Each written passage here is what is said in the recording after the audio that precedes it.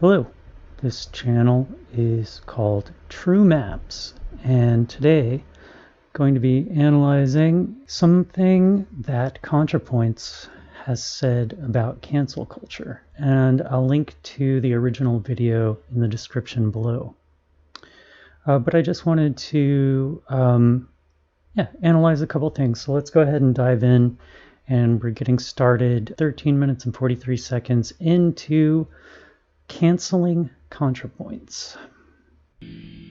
Let's switch over to White Claw. These are cute, these are fun, a little more of a feminine moment for me. They didn't even have these last time I was an alcoholic. I'm not even wearing makeup. I don't need makeup to serve a full biological fantasy.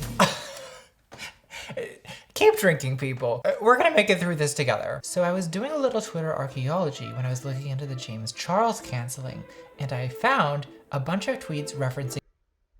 I just want to pause real quick and say that Contrapoints' performative drinking is perhaps a reflection of how mental illness is something that makes someone higher on the intersectionality scale, let's say.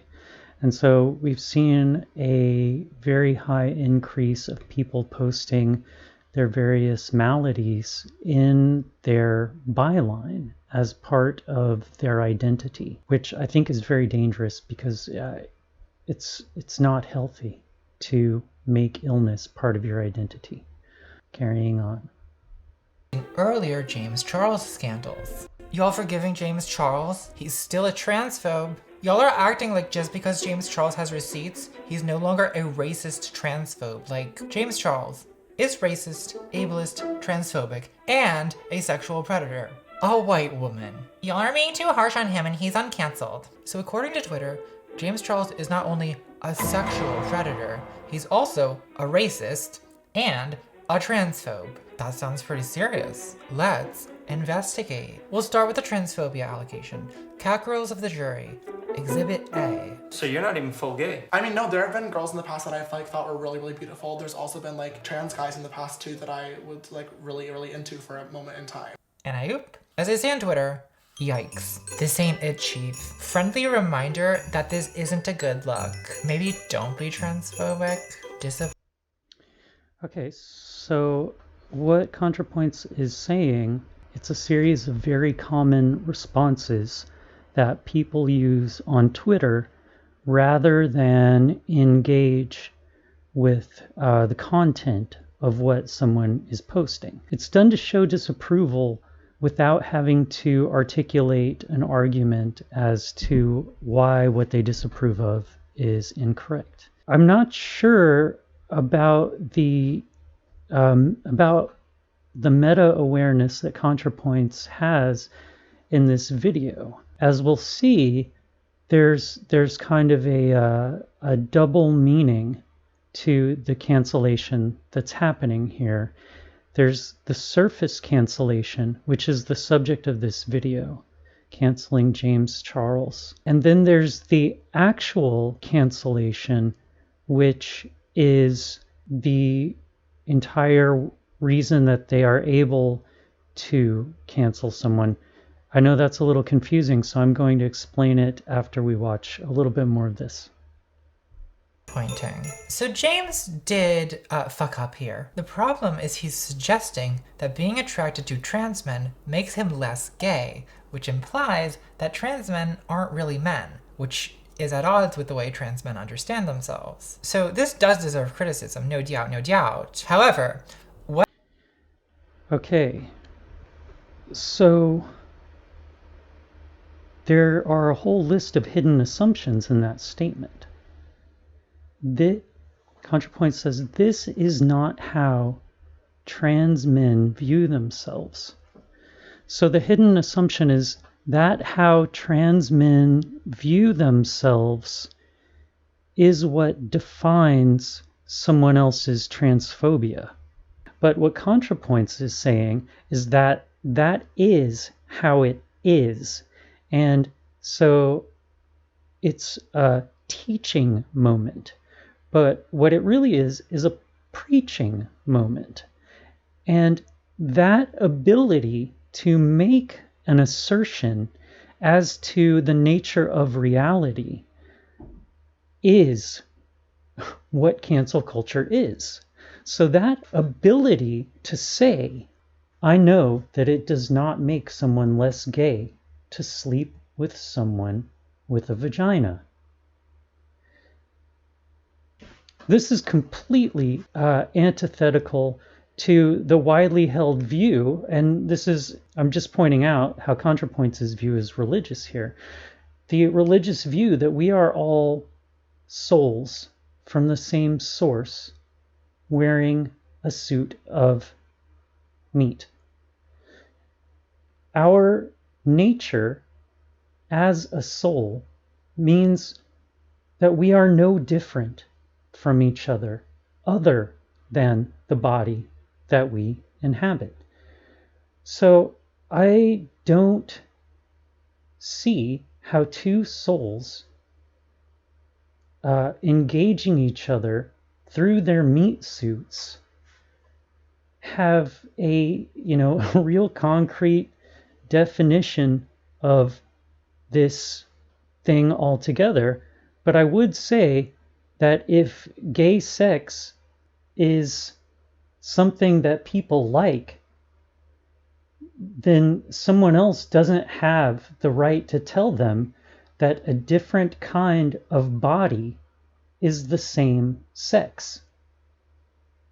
And the assertion that Contrapoints is making here is the new social orthodoxy that is the cudgel that they are using to cancel people. That is the cancel culture. And this is, of course, one facet of it. It's a I would say, horizontally developing culture that's happening at every level, literally every stratification of society and education, business, and government. And it's not democratic. It is the antithesis of democratic sense making, and it's an attempt to control people's thoughts and how they make sense of the world. And it's Contrapoints saying, I know the right way. This is the right way. The idea that James Charles needs to be forgiven for something or condemned for something, well, that's a very self-righteous viewpoint. I don't know if Contrapoints is being meta here in talking about this, or if it's on self-awareness. Let's carry on. What I see when I look at this clip of James is not a dyed-in-the-wool transphobic bigot. I see a very young person who's still working on understanding his own sexuality and is trying to figure out where his attraction to trans men fits into that. And it seems to me that the proportionate response to that situation is for someone to take James aside and explain to him, look, here's why what you said is hurtful to trans men, and here are some tips on how to avoid saying that kind of thing in the future. You know, ignorance is not the same thing as hatred. Not understanding someone is not the same as wanting them dead. Of course, there are committed bigots who it's just a waste of time to engage with, but sometimes just talking to someone with a little patience and understanding is all it takes. But that's not what cancel culture does. Oh no, we have to immediately escalate every situation to the highest possible level. Okay. See, this idea that the escalation is the cancel culture, that's not it. It's the actual ideology of conflict. So by abstraction, we get James Charles made transphobic comments. And by essentialism, we get James Charles is a transphobe. We don't give him a chance to reflect. We don't give him an opportunity to learn. We go straight to branding him a bigot. Nonetheless, see, no opportunity to reflect, no opportunity to learn. There's no discussion. There's no actually engaging with how James Charles feels, with how James Charles sees the situation as being a valid point. And we never decided that as a society.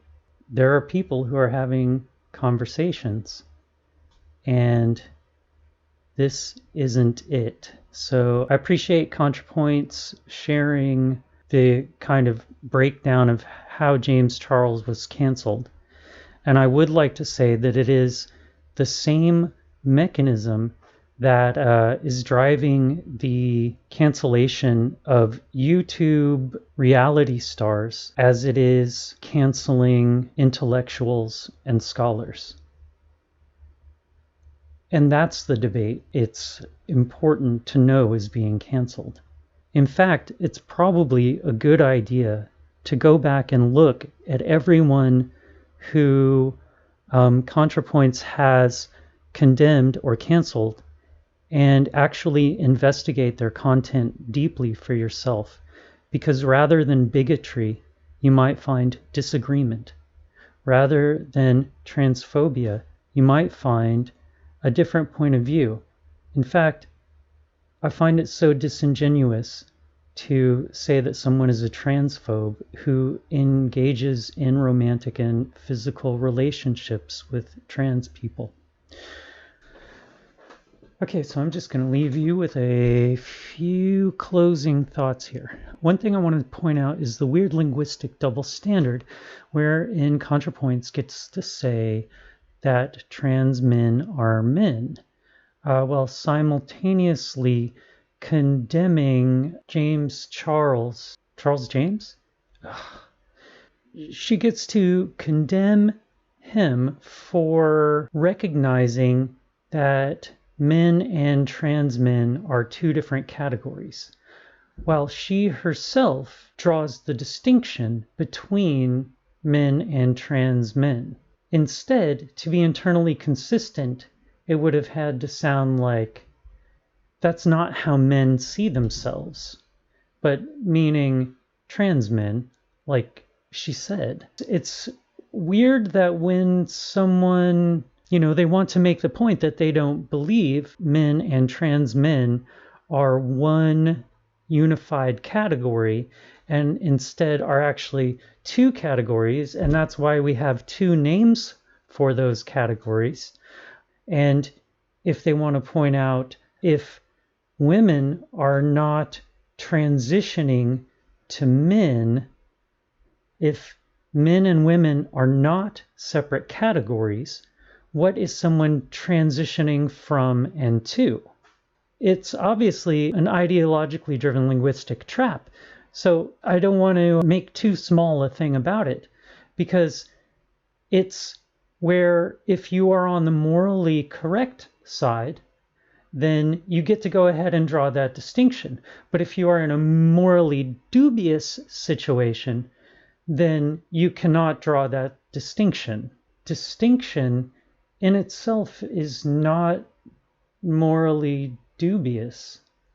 The second point I wanted to make was that how trans men understand themselves is not a monolithic thing by any stretch of the imagination, and I don't know who gave Contrapoints permission to speak for trans men as a monolithic block. In fact, I know that no one did. The idea that everyone is ideologically completely uniform on the side that is morally correct. That uniformity is cancel culture. It's deviation from that ideologically unified field. People are constantly deviating from that field because it's internally inconsistent. And when someone deviates from that ideologically, they will be canceled. It means they will no longer be a part of the in-group. And the in-group is the cancel culture. That's what it is. And it's the thing that Contrapoints is describing the rules of. She's telling you the facts. And if you deviate from these facts, that's what will get you canceled. And this is only one set of facts. There are a whole set of facts that they subscribe to. And I use the term facts ironically here because it's ideological and it's largely based on superstitious belief and religious style belief. And no offense to religious people, and no offense to people who have a view of the universe in which things are imbued with magical qualities, because they are.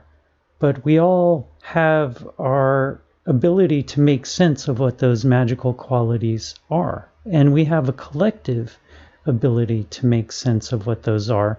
And that is through a competition of ideas and experimentation and reason and open discussion in which we try to get at the truth that we can agree that we all see. And what has happened here is that a lot of people have said, hey, I don't agree with this truth that you guys are spouting. And it becomes the wrong thing. You are the worst thing. Everyone but us is the worst possible thing. You don't believe that trans women and women are the same thing despite there being two different names for them? Well, then you're a transphobe. You are a bigot. Well, it's very easy to see how someone will come to the conclusion that a trans woman was not born a woman. The only reason that's important is that they're not the same category. It's different. And it's fine to be different. It's beautiful to be different. Canceling someone, enforcing this ideology, it's Maoist. And it is. I should go ahead and admit it. This is the new cultural revolution. And if you want to see what it looks like when people are yelling down their professors, look at the very famous crowd of people standing around the professor at Yale shouting him down, and then watch a YouTube video from the Cultural Revolution in China where people are shouting down professors who said this might not be a good idea, what Mao wants us to do. And what Mao wanted them to do caused the starvation of 60 million people. So let's just keep that in mind. It's better for everyone if we keep coming to the table, if we keep having the conversation. I don't see that same abuse being doled out on the outside of cancel culture, where people don't need to be convinced there are other tenable positions. People will have discussions and they'll actually disagree. And they'll disagree in productive ways where you get to look at a problem and you say, yes, this might be true. And yes, this other thing might be true. And it's interesting to see how these concepts will wrestle back and forth. It's not at all interesting to see that there is a monolithic orthodoxy that you are not allowed to deviate from without becoming the very worst thing, the other. Incorporate your shadow self, people. Thanks for hanging out this whole time and watching the video and listening to all my ums and uhs and really long pauses and kind of strange cadence. I hope that you can see that what's happening is way beyond what is acceptable to impose upon the world, especially for the tiny percentage of the population that is on Twitter. Let's just stand up to the name calling and the bullying and have the conversations with the brilliant and interesting people who want to have the conversations. Until then, thanks for tuning in. And remember, we all see the cheese, but only some of us see the trap.